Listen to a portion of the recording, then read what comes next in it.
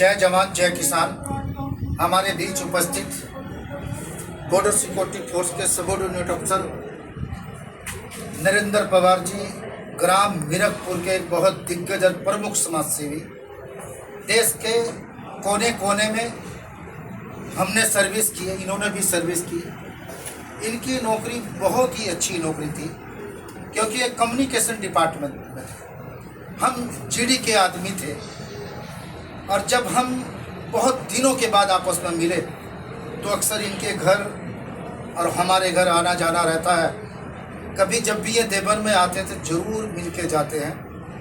हमें उन दिनों की बहुत याद आती है जब हमने देश के कोने कोने में सर्विस की, चाहे वो जम्मू कश्मीर हो, गुजरात का रण हो, कच्छ हो, राजस्थान हो, पंजाब हो, मणिपुर, नागालैंड, मिजोरम, मेघालय, आसाम, बंगाल, यानी हमने 7 सिस्टर जिसको कहते हैं, आसाम से निकले 7 प्रदेश जिसको ईस्ट ऑफ स्कॉटलैंड भी कहते हैं, मेघालय, वहाँ पर भी सर्विस की।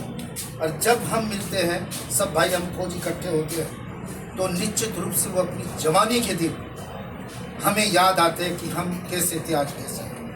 भाई नरेंद्र पवार जी अब क्योंकि आध्यात्मिक बन गए, अपनी खेती किसानी एक इतनी अच्छी खेती करते हैं कि प्रतिदिन 30 क्विंटल गन्ना मिल में डाल के आते हैं। लेकिन अपने दोस्तों के लिए, अपने फौजी भाइयों के लिए हमेशा समय निकालते हैं। मैं तो इनको ये भी कहता हूँ कि भाई एक दिन समय निकाल के कम से कम आस पड़ोस के जो पश्चिमी उत्तर प्रदेश के फौजी हैं सबकी मैं अपनी तरफ से दावत करूँगा, क्योंकि ये ज़िंदगी दोबारा कभी नहीं आती।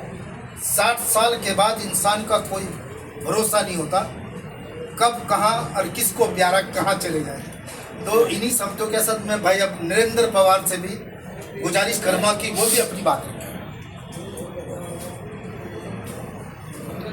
आदरणीय मेरे भाई और मेरे सभी साथियों ने बच्चे बैठे पास में, जब से हम बीएसएफ से पेंशन आए हैं हमने वहाँ पर भी रहकर काफ़ी सीन हो गई थी।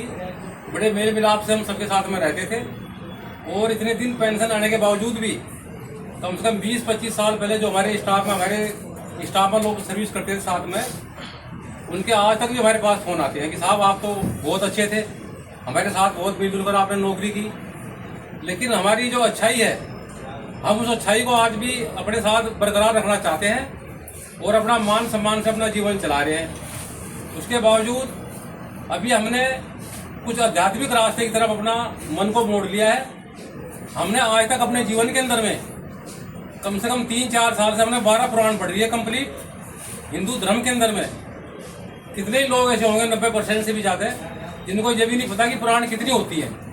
18 होती हैं, हमने उनमें से 12 पढ़ ली है, जिनको पढ़ने के लिए मुझको अभी 3 साल लग गए हैं। अभी 6 पुराण महापुराण और बाकी रह रही है, उनको सबको अध्ययन करूँगा। उसके बाद में वेद भी पढ़ूंगा चारों, अगर भगवान ने मुझको ठीक सलामत रखा।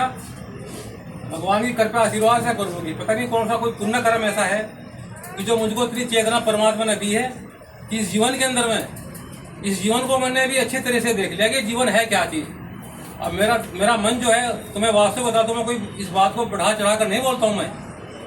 अब मैंने इस संसार को ऐसा देखा है कि ये संसार वास्तव में निसार है, इसमें है तो कुछ है नहीं, लेकिन फिर भी इस संसार के अंदर में हमारी जो आसक्तियाँ बनी रहती हैं, उन आसक्तियों के प्रति हम इतने अंदर नहीं घुसते उनके अंदर में। दूर से देखते हैं और दूर से देखकर अपना मुंह को मोड़ लेते हैं। लेकिन जो हमारा रास्ता है, हम उस प्रभु की शरणागत हो गए हैं, उस परमात्मा के नाम में, उसके मनन चिंतन में, उसके वंदन अभिनंदन में इतना आनंद हमको मिलता है। शायद इतना अच्छा आनंद शायद करोड़ों रुपए कमा भी लेंगे जब भी शायद ना मिले हमको, ये हम इतना जानते हैं। हमने जीवन को अच्छे से देख लिया अभी।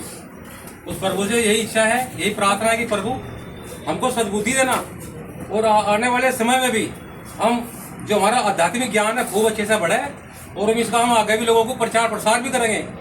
लेकिन उस कंडीशन में पहुँचने के लिए अभी हम काफ़ी तैयार हो गए हैं, लेकिन जो कमी पेशी है प्रभु उसको पूरी करेगा।